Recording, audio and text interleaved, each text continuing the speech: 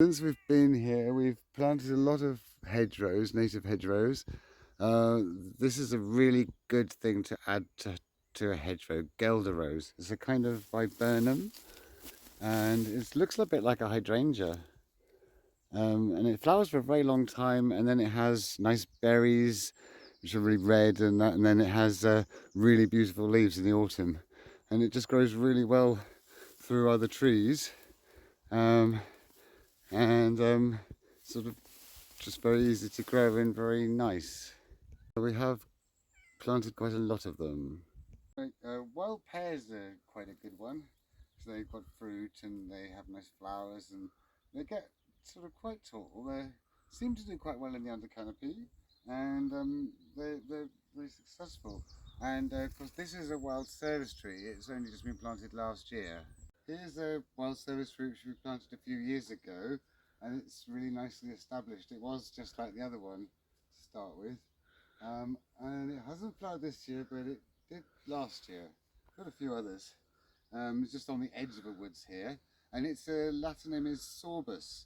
And also sorbus, you have the white beam tree, which is a different type of sorbus. And then you have the rowan tree, which is a different type of sorbus. There's lots of other varieties of sorbus, but these are the three native ones.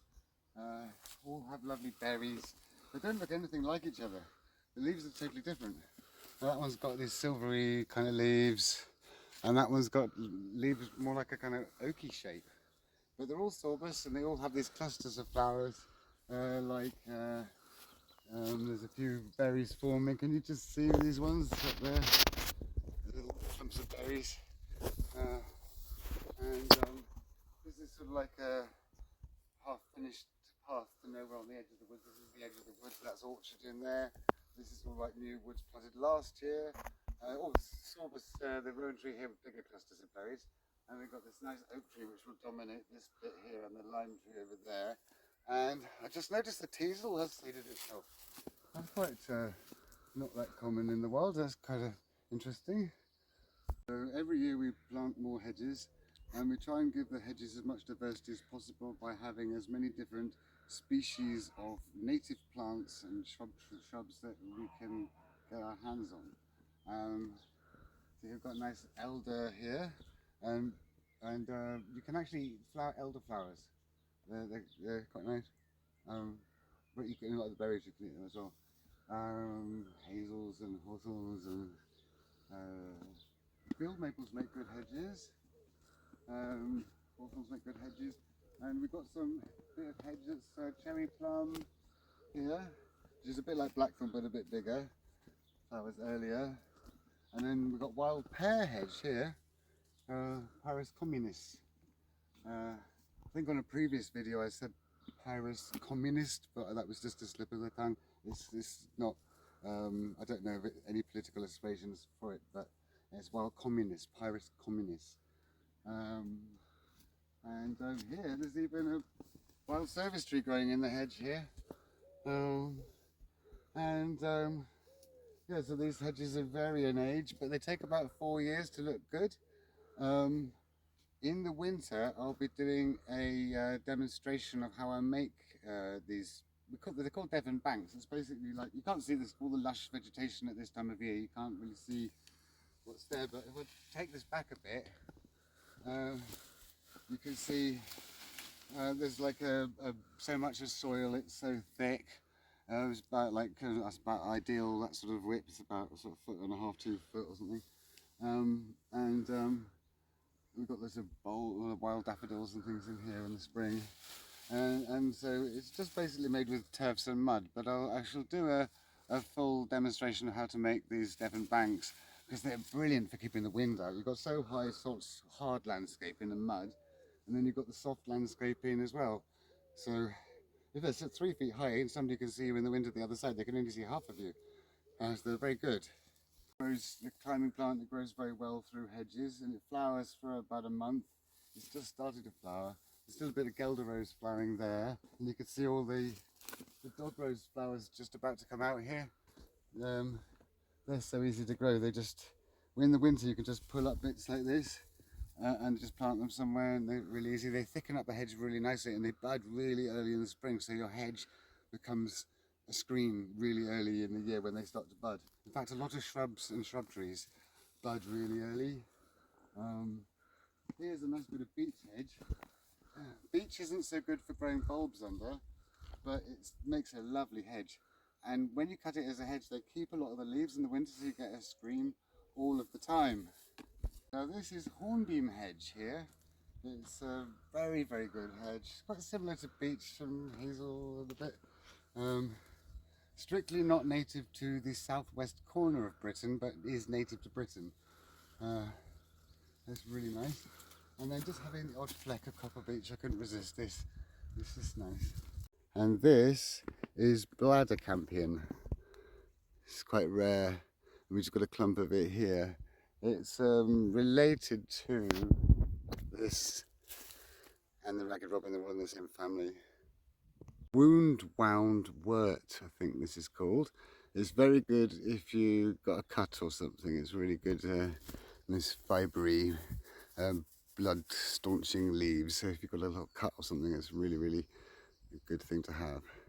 If you want trees to produce a result of having a nice canopy in woodland and tree trunks as soon as possible, and the area is a little bit damp, I'd recommend willows, alders and birch, like this. This woods is only 10 years old, maybe 9 actually, and look how tall they are. Lovely silver birch, beautiful trunks, and it just looks like they've been here for ages. And it's just lots of willow. This is actually the overflow for the drainage of the land. It all comes down here as like a swampy bit. And it just makes it feel like it's been here for ages and we've got nice established woods, but they are only 10 years old. This is mostly consisting of this alders and willows, these native willows, and big alder here, and big willow trees. This is blackthorn. I tend to not plant this in hedgerows because it is very, very suckering. And its close relative, the cherry plum, is quite suckering as well, but the cherry plum has fruit that tastes nice. This one doesn't. Every year we cut the hedges to 7 feet high from the highest side. Like this hedge, for example, is really high this side, but it's not so high on the other side. So we stand the other side to measure it and cut it so it looks really tall from this side. Whereas this one, this is the highest side and it's lower on the other side. It's got a little hairpin bend thing here. So it's quite a steep bit, so it's much higher up there and lower down there. So just every year just cut them like that. So we're straight up from the bank bit, straight up like so, and then just across, and that's how we sort of prune them each year.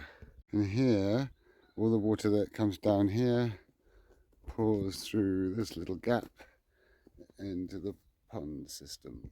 Berry-bearing alder, or alder buckthorn, I prefer to call it berry-bearing alder.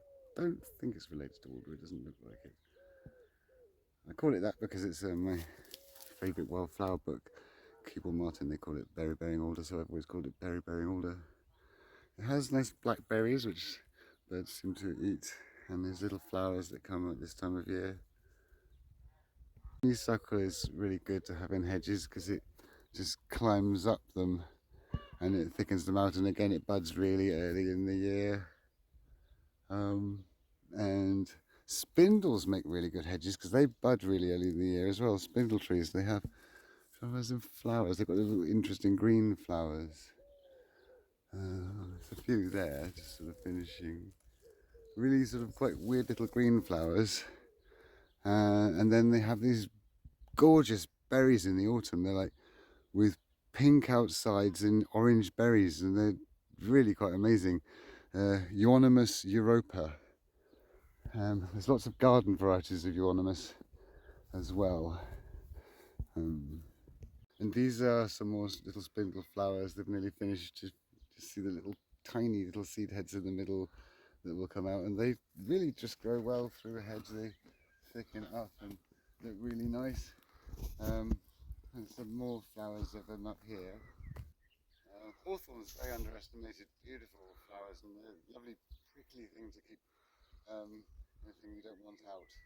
One plant I wouldn't recommend for a hedge, but I would recommend for a woodland that's really nice, is this dogwood.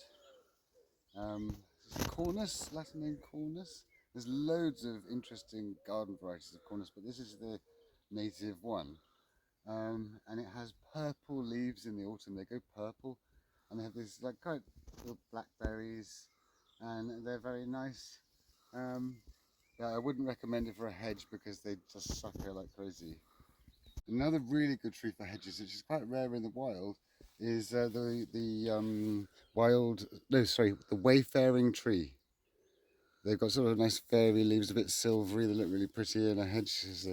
And they're viburnum, and they flower, and then they have these seeds, and they're kind of nice. This more spindle here, and honeysuckle. Just showing there's some more advanced honeysuckle here, where it's a bit more sheltered. And this is a woodland, not a hedge, but you can see how well it grows up through things, and the dog grows. And up here we've got some wild cherries. So this is a bit of woodland for next year. There's a little hedge here. This is the edge of the garden. At the moment it's camellia hedge. There's cultivated trees this side. Lots of Japanese cherries and other kinds of cherries. So the hedge coming along here, and with a little entrance somewhere. All this bit will be more woodland. So far we've got a line fence of real maple and willow, but this area will all be woodland for next year, and we've got another bit somewhere else. So I hope this is useful. I'll be doing a demonstration of how to build hedges. If you want to like and subscribe, and then press the bell icon, and you'll get any other videos when they're done.